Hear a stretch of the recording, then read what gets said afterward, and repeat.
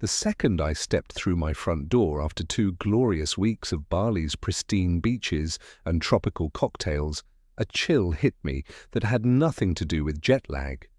I stood frozen in the entryway, my eyes locking onto muddy footprints, streaking across my spotless hardwood floors, a stark betrayal of the sanctuary I'd left behind. Heart pounding, I dropped my suitcase and traced the messy trail through the living room, where my coffee table sat suspiciously nudged 6 inches from its usual spot.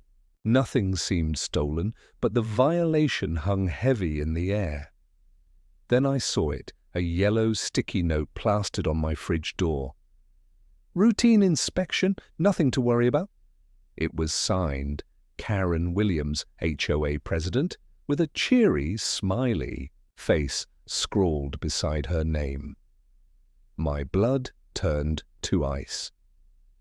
What kind of routine inspection gave her the right to barge into my home while I was halfway across the world? I'd been meticulous, setting random light timers, pausing my mail, even enlisting neighbor Tom to watch the place. That's what you do in Pinewood Estates, a gated haven of manicured lawns and ironclad HOA rules I'd always followed to the letter. Those steep monthly fees promised security and value, or so I thought. Never in my wildest nightmares did I picture the HOA president abusing her power to invade my privacy. Shaken, I yanked out my phone and dialed Tom on the spot. "Which city of the United States are you watching from? Drop a comment and share with us if you have any confrontation with the HOA. We will narrate your story on our channel." "Hey, did you notice anyone going into my house while I was gone?" I asked, trying to keep my voice steady. "No," he replied hesitantly. "But I did see Karen's car parked outside your place a few days ago. I assumed she was dropping off some neighborhood newsletter or something." My security system included cameras at both the front and back entrances. I quickly pulled up the app on my phone and scrolled through the recorded footage. There she was, Karen Williams in her signature pastel pants suit, approaching my front door at 2:17 p.m. last Tuesday. She looked around furtively before pulling out what appeared to be a key. My key. She unlocked my door and disappeared inside for nearly 40 minutes. The footage showed her examining my living room, running her finger along shelves, checking for dust, rifling through a stack of unopened mail I'd left on the counter, and even opening my refrigerator. She seemed to be taking notes on a clipboard. When she finally left, she had that smug, self-satisfied smile she always wore at HOA meetings when denying someone's request to paint their fence a non-regulation color. I was furious. I drove straight to Karen's house, which wasn't hard to find. It was the one with the perfectly trimmed hedges and a sign in the front yard that read HOA President, as if it were an elected government position. Karen opened the door with that practiced smile of hers, but it faltered when she saw my expression. "Oh, you're back from vacation. How was it?" she asked sweetly, completely ignoring the fact that she'd trespassed in my home. "Why were you in my house, Karen?" I asked directly. She didn't even have the decency to look embarrassed. "It was just a routine wellness check," she explained, with a dismissive wave of her hand. "We do them for all residents who are away for extended periods. It's for your protection." "Really?" Her condescending tone made my skin crawl. "Where exactly in the HOA bylaws does it mention these wellness checks?" I asked. Karen's smile tightened. "It's an unwritten policy. As president, I have certain discretionary powers to ensure community standards are maintained. Something didn't add up. I'd read the HOA agreement thoroughly before purchasing my home. I'm an attorney, after all. There was nothing about entering properties without permission except in case of emergencies like water leaks or fires. I decided to do some digging. Over the next few days, I spoke with other homeowners in the community. What I discovered was disturbing. Several residents admitted they'd returned from trips to find things slightly moved in their homes, but chalked it up to their own forgetfulness. Others had seen Karen prowling around homes when owners were away, but were too intimidated to question. Her, Martin from 3 doors down, finally confessed. She came into my house when I was in the hospital last year, said she needed to make sure I wasn't violating any codes while I was gone. What was I going to do? She's threatened to fine people for having their garbage cans out 10 minutes too long.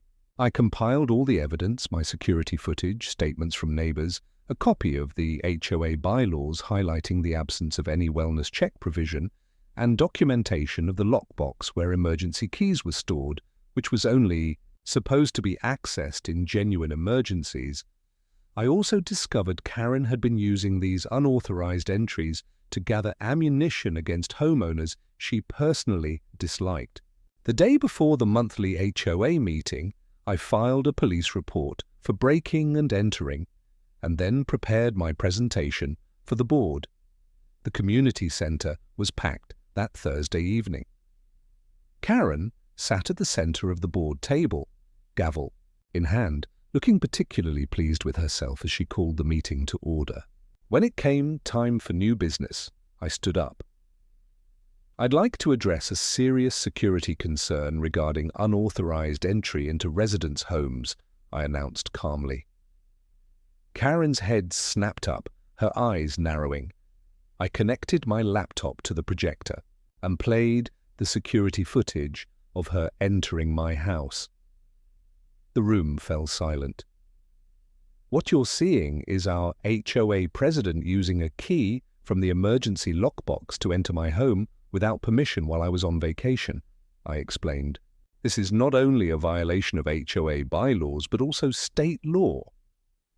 Karen's face had turned an alarming shade of red. She banged her gavel repeatedly. This is out of order. These wellness checks are for community protection. That's when I played. Testimony from other homeowners who'd experienced similar invasions. The other board members looked increasingly uncomfortable. There is no wellness check provision in our bylaws, I stated firmly. What there is, however, is a clear statement that emergency keys are only to be used in cases of water leaks, fires, or other emergencies that could damage property. I then gestured toward the back of the room where 2 police officers had quietly entered. Karen spotted them and stood up so quickly her chair toppled backward. "This is ridiculous," she sputtered. "I was protecting the integrity of our community." People leave windows open, they forget to turn off appliances. They could have forbidden items that violate our covenants. Her voice had reached a pitch that made several people bubbious. "So, you admit to entering homes without permission, to look for violations?" I asked quietly. The room watched in stunned silence as Karen tried to justify her actions. "Someone has to maintain standards around here. Do you know what would happen if I didn't enforce the rules? Property values would plummet. We'd have people painting their houses purple and installing those tacky flamingo lawn ornaments." She was in full meltdown mode now, her carefully cultivated image of authority crumbling with every word. "And you?" She pointed at me accusingly. "Your garbage can was visible from the street last month, and I've seen your blinds don't match the approved color palette." The officers stepped forward as Karen continued her rant. "Mrs. Williams?" One of them said firmly, "We need you to come with us. You're being placed under arrest for trespassing, unlawful entry, and abuse of authority." Karen's face shifted from rage to disbelief as the police officer recited her Miranda rights. "This is absurd!" she shrieked as they escorted her toward the door.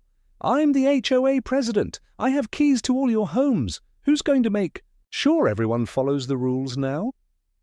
The entire room watched in shock as Karen, the woman who had fined people for having grass half an inch too tall, was led away in handcuffs, still insisting she was just doing her job. One of the remaining board members cleared his throat awkwardly. I think we should call an emergency election for a new president, he suggested. The motion passed unanimously. 3 months later, Karen's case went to court. The judge was particularly unsympathetic to her claims that HOA authorities somehow superseded basic property rights and privacy laws. She was sentenced to 18 months in prison for multiple counts of breaking and entering, plus trespassing charges from over a dozen homeowners who came forward after her arrest. She was also ordered to pay $25,000 in fines and restitution to the affected homeowners. When the sentence was announced, Karen's perfectly maintained facade finally cracked completely. "But who will make sure everyone follows the rules?" she wailed as she was led from the courtroom. "Who will protect our property values now?"